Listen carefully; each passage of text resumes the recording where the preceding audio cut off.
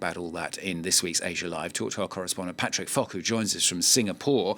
Patrick, it all comes as well, doesn't it, as Donald Trump has been telling NATO to slap new tariffs on China for buying Russian oil. I can't imagine that's gone down particularly well in China.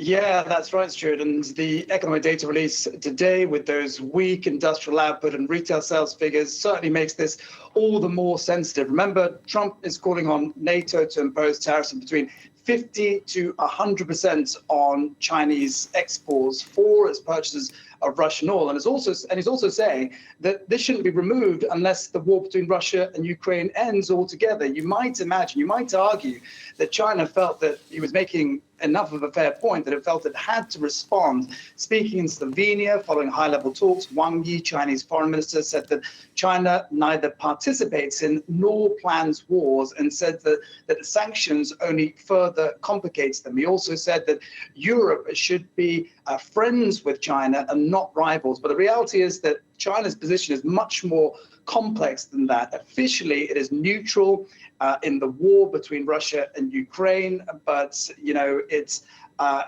there's no limits partnership with Kremlin that we know about, and it's widely seen as backing Moscow rather, both militarily and economically. The purchases of Russian oil are really an economic lifeline for Russia. So recent developments as well in the last few days, in the last week or so, have also added pressure on NATO to take a tougher stance. We've had reports of drone incursions into Romanian and Polish airspace, and Kiev is saying that Russia may be intentionally expanding its drone operations, that the West really needs to take a firmer stance.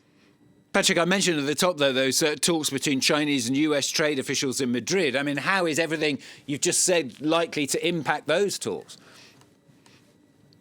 Yeah, well, as you said, we don't know too much about the details right now, but certainly none of this helps any of that at all. And to remember, this is the fourth round of talks in as many months, and these negotiations have really helped to keep a very delicate trade truce intact. But this has also been further complicated by other actions by the US. China's been angered by the US in recent days, placing 23 Chinese companies on its so-called entities list, which means American companies are going to be restricted from doing business with them. In response, China has launched two separate investigations of its own. One is an anti-dumping probe and one is an anti-discrimination probe. Remember, China accuses the US of taking steps to stifle its advanced sectors, including artificial intelligence and any sector that's related to semiconductors. So, as I say, they were already going into these talks on a tense footing, and this only complicates it further.